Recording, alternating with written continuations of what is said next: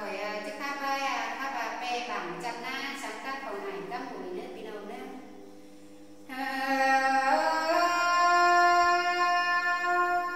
đường pi cồn na giảm ái năn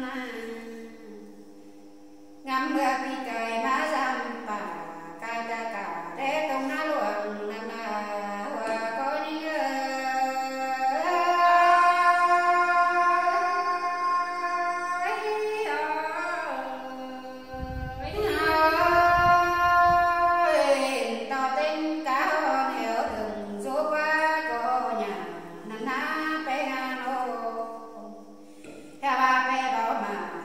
có những phần cuốn đường già năn na sum hơi là sầm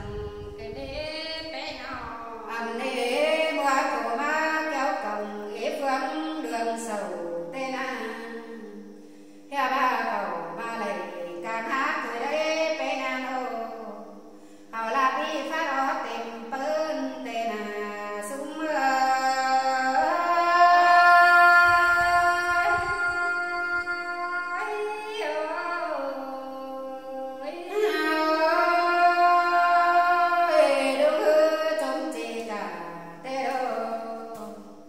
anh ba bà hứa chống mà